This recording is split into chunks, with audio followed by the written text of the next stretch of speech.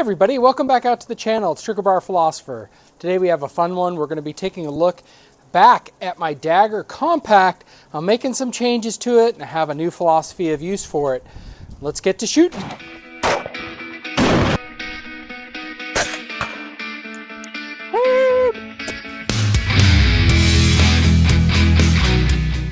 All right, so let's take a look at the PSA Dagger Compact that we have here.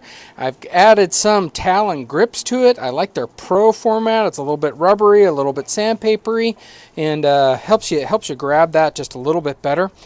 Also, what I'm sporting now is the performance line of the Aim Surplus Glock 19 barrel. I'm going to try that out today. I'm going to see what its accuracy looks like, and this is going to be trigger bar freehand at about 10 yards, freestanding. And then we're going to talk about why have I swapped out my gold threaded barrel that I got from Palmetto with this barrel. First off, let's get to shooting. Okay, so first up,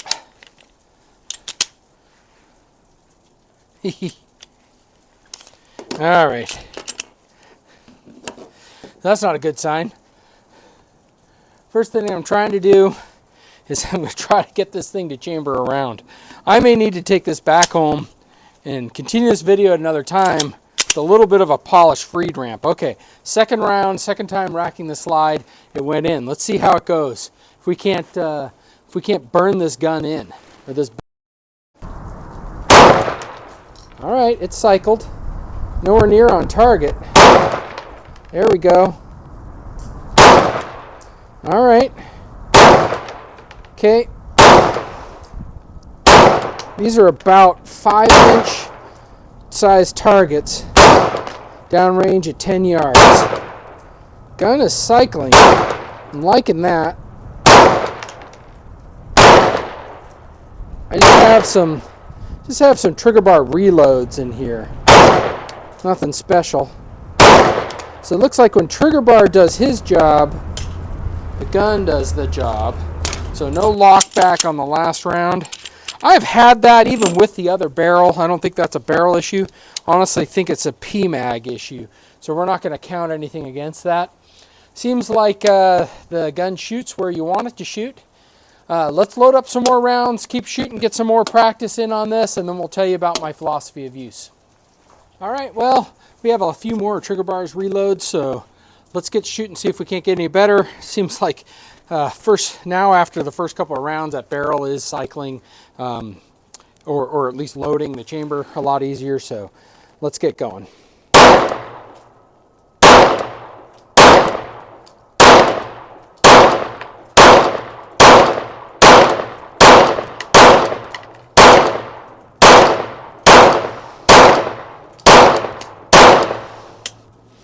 Again, we're out of rounds. No hold open. I think that's the mag's fault. I'm going to test some Underwood jacketed hollow points.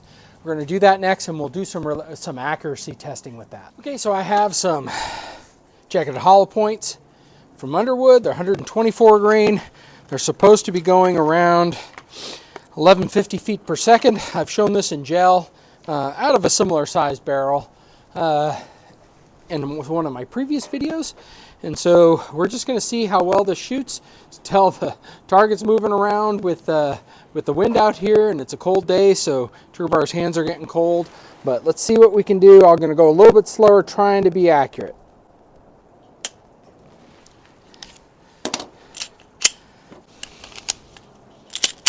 Helps if you load around in the chamber.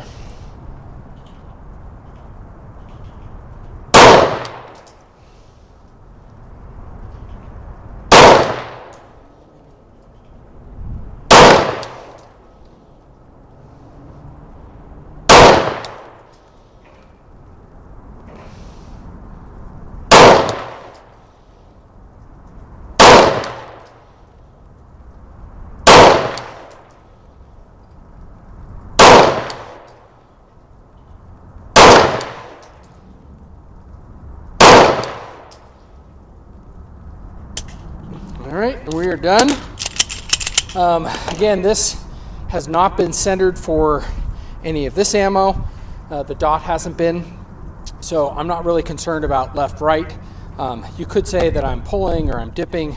That could absolutely be true. I would probably want to adjust this if I'm going to be shooting this ammo for my self-defense, but again, 10 yards, I'm pretty much right on target. And that group there that we're talking about, and I'll probably have it overlaid, but the group that we're talking about, that's not a bad 8-shot group for the ammunition that I'm shooting and for this gun at 10 yards and for my capabilities. So yeah, so let's talk about philosophy of use. We think it is accurate enough, at least I believe it's accurate enough for what I intend to do it. So I intend to use this as a gun that can be carried in my vehicle at different times. It's a cheaper gun, so if I'm in a car accident and I lose the gun, or you know, something happens, broken in, stolen, I don't leave guns in my car unattended, but definitely as I'm traveling, maybe in a backpack, maybe something like that. Also, this is my reduced felony gun. I would never purposefully ever want to bring a gun where I'm not licensed to carry it, and I would certainly have it in a vehicle locked and all appropriate. But in some states nearby where I live, having a threaded barrel is an additional felony. And you're not allowed to have that. So that's why I was looking for a barrel that was not threaded, is to make it safe. Of course, you'd have to be running reduced capacity magazines to be in those states too. But where I live, it's not too hard. You drive a little bit in the wrong direction for a little while, and pretty soon you're in the wrong state. And heaven forbid that would ever happen and you get pulled over and are questioned for a firearm that you have. And so I would want to make it as legal as possible in all the states that I'm close to. And then be really cautious that I never actually do that.